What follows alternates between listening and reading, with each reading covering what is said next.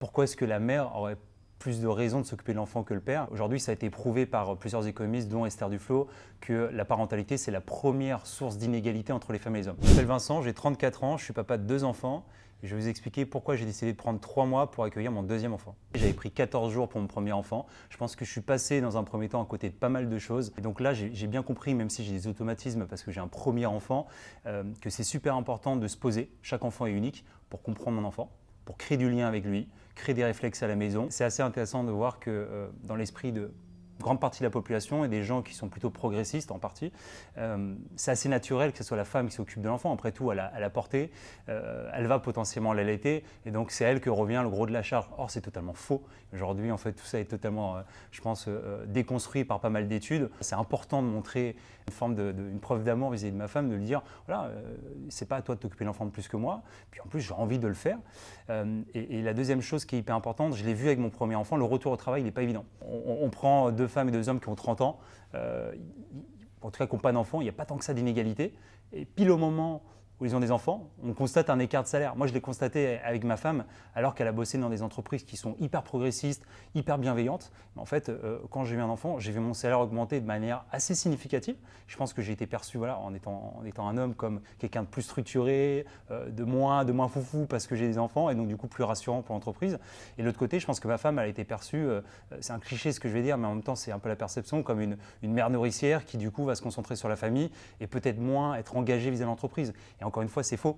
Je pense que ça dépend de chaque couple. Il y a des couples dans lesquels le père est plus engagé que la mère et peut-être moins engagé dans l'entreprise. Inversement, voire des couples dans lesquels les parents restent totalement engagés vis-à-vis de l'entreprise, voire même plus. Et je pense que, je prends le cas de ma femme et mon cas, on s'organise juste différemment. J'ai appris à bosser le soir, j'ai appris à bosser tôt le matin et effectivement à couper tôt. Je pense que le fait d'être absent, c'est un bon moyen en amont de structurer un certain nombre de process, des choses qui vont rester dans le temps, des choses que je me suis toujours dit que je devais faire en tant que manager et que j'ai jamais fait, à savoir créer des routines, créer plus de connexions entre les équipes.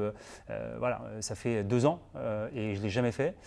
Et là, en l'espace de quelques mois, j'ai été obligé de le faire parce que je savais que je partais pas 2 semaines, je pars quand même un quart de l'année. J'ai la chance d'avoir un congé rémunéré à 100%. C'est-à-dire que mon entreprise a décidé de financer mon salaire à 100% pendant 3 mois.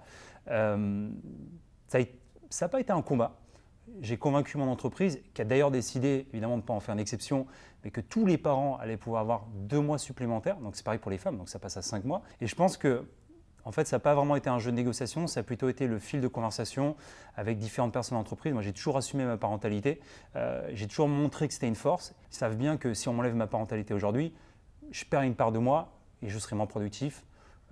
Je pense que je serai moins motivé, je serai moins créatif. Et donc du coup, c'est une suite assez logique aussi. C'est une manière de dire à quelqu'un qui s'implique dans l'entreprise, voilà, c'est une étape importante pour toi, la parentalité. On sait que ça va continuer à te forger dans les années qui viennent. Donc prends ce temps pour toi, c'est hyper important. Je pense qu'on ne peut pas aujourd'hui, en tout cas c'est la promesse de plein d'entreprises, dire qu'on est progressiste et qu'on a envie du bien-être de ses collaborateurs et à côté dire aux collaborateurs, écoute, fais des enfants et puis continue à travailler comme si tu n'avais pas d'enfants. Et occupe-toi de tes enfants comme si tu n'avais pas de travail. C'est quand même une réalité aujourd'hui de la plupart des entreprises. Et moi, ce que j'ai envie de dire aux entreprises, c'est j'ai réussi à le faire simplement au sein de l'entreprise parce que je l'assume. Vos collaborateurs, souvent, ils n'assument pas. Ils ont peur que vous les jugiez, ils ont peur que vous les mettiez au placard. Une des principales raisons qui m'a poussé à prendre mon premier congé parental de 14 jours, un peu plus, mais de le faire à moitié, c'était la peur de me faire remplacer, de ne plus être indispensable, de me mettre dans une position de faiblesse. Ce que je ne vis pas aujourd'hui en fait. Aujourd'hui, je suis relativement serein, mais on ne va pas se mentir, il y a quand même une petite appréhension parce qu'on sait qu'entre moi, il peut se passer des choses. Quelqu'un peut arriver dans le collectif, être meilleur que moi, plus légitime sur mon poste, les gens peuvent m'oublier, il peut y avoir un revirement stratégique, pour plein de raisons évidemment, et je pense que c'est une forme de lucidité. Oui, surtout dans les entreprises de petite et moyenne taille, j'ai un peu peur de ça, mais en même temps, je suis serein. Parce qu'aujourd'hui, je priorise la famille. Et ça, je pense que c'est un message hyper important à passer. Il y a un avant enfant et il y a un après. Mais je pense qu'il est super positif. Et je pense qu'en tant que parent, d'ailleurs, on a une forme de productivité qui est hyper saine et hyper moteur pour l'entreprise.